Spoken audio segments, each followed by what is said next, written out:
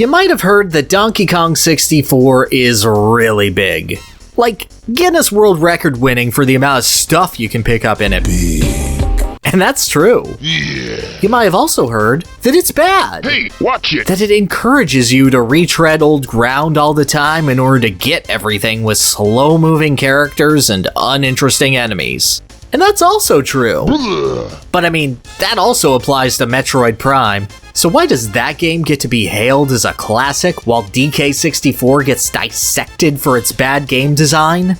Insecurity and cowardice likely has something to do with DK64's levels. A lot of these stages are wondrous, enrapturing, sprawling series of hallways with swinging lights that change what Kong should be going down them midway through, and lead to big set-piece rooms where you go into the feather, grape, peanut, pineapple, and coconut doors with each Kong before moving on. It's a predictable, uninspired, and frustrating pattern. And because traversal is so slow and transportation typically isn't great, this takes the selling point of Donkey Kong 64's 5 playable characters and makes it into a chore, no matter how fun Frantic Factory's theming is. But there are some fun stages mixed in there. Jungle Japes is a great introductory level that spaces things out nicely with the slow introduction of different Kongs. And then the next 5 worlds are either mixed or bad, I'm not gonna lie. But Creepy Castle, there's a stage that knows how to play to Donkey Kong 64's strengths.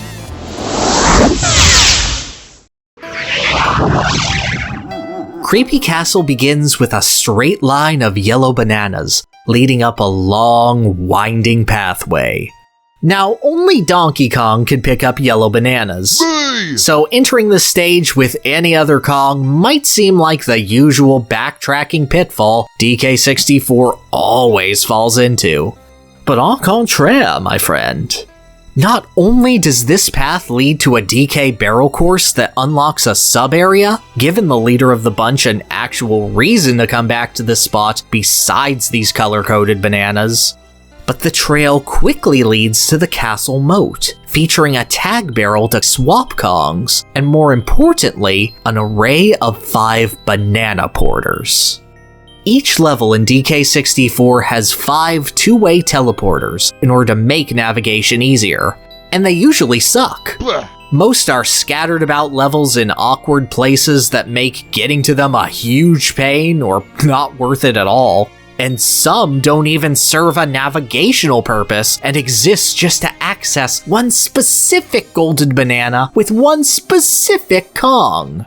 Creepy Castle is the only stage that consolidates all of its banana porters into one area, creating a consistent hub where you can swap Kongs to warp close to their specific objectives. And having a level of flexibility on how and when you can tag in members of the DK crew actually, lets DK64 function how it's meant to.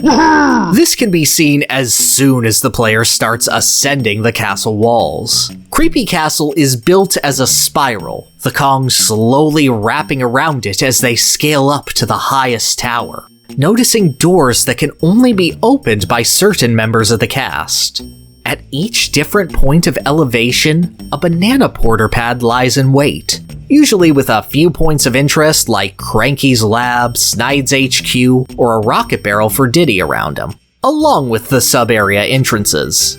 This gives the player a mental checklist of which Kongs benefit most from which banana porters, and lets the player hot swap to quickly access numerous points of interest. Something immediately put into effect when, halfway up the tower, DK's yellow banana trail ends and is replaced by a purple banana trail for Tiny. In most DK64 levels, this would be a massive pain, needing to hightail it back to a tag barrel in order to enjoy the idea of natural progression again. But here, you just teleport away, swap to Tiny, and painlessly get to continue scaling the tower, even letting you explore this miserable trash can area only Tiny can get to on the way up. Need to drop down? No problem. Jumping off the castle is easy, and no matter where you fall, it's a trivial matter to warp back to the hub and then find your way back on top. This simple decision to consolidate DK64's traversal options takes the most contentious element of the game and turns it into its strength. Now you get to feel excited putting the lanky-shaped key into the lanky-shaped keyhole. Woohoo, Flimpy! Looking to the side and remembering, oh, I'll need Chunky for later. Chunky! They did it! They made actual map traversal fun. They did the basic concept, everyone. Good job, good job. Nice job! It's almost immaterial what Creepy Castle does past this basic navigational innovation. None of DK64's challenges are particularly difficult, for the right reasons. But the set dressing is a reward in and of itself. Seeing framed pictures of Captain K. Rool, DK being unfazed by walls of books because he doesn't know how to read, Tiny gliding between creepy stone hands to avoid falling in boiling ecto-cooler, Diddy lighten up the haunted Kremlin ballroom. Mystery Pillar. What is your purpose? Donkey Kong 64 is full of fun and creative set pieces that are quickly enjoyed and discarded, and Creepy Castle is kind enough to differentiate them quite a bit, even in areas that 2 or 3 Kongs have to trawl through. Sure, Diddy just has to count to 4 in the crypt and Chunky merely desecrates the dead, but DK takes a roller coaster to hell and is chased by a literal demon shooting the souls of the damned at him. Hey, what's up? So, sins, right? Little more differentiated than the typical asset reuse the game goes for. Each Kong feels like they're doing something different. Each one feels like they're pulling their own weight and contributing in their own unique way. And each one helps the others go deeper into the castle until every last golden banana is reclaimed.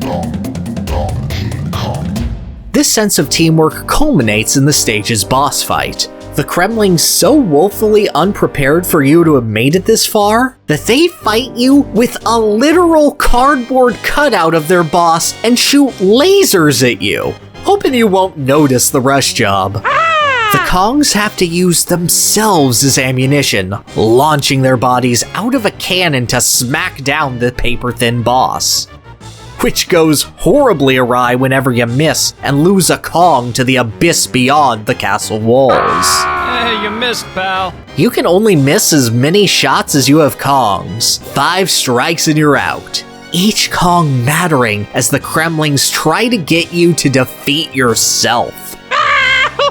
It's a hilarious final obstacle before you can take on K. Rool himself that serves as the perfect send-off to DK64's best-made stage.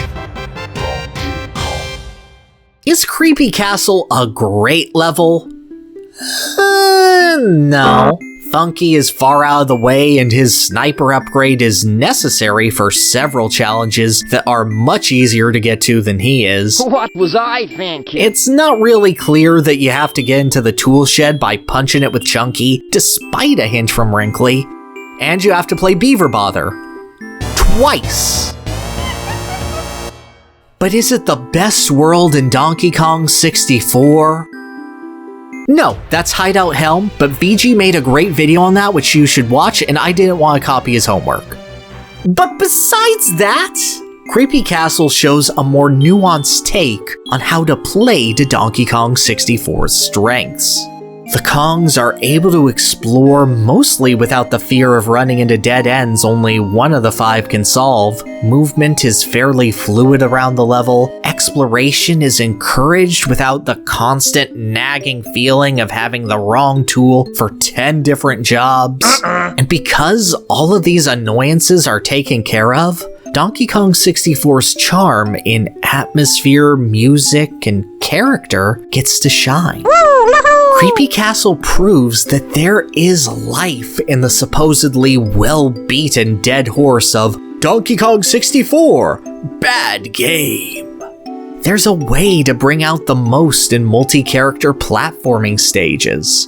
There's lessons to be learned and carried over of not just what to avoid, but what was done well, and why the game was so celebrated on its release. It's cool! End video.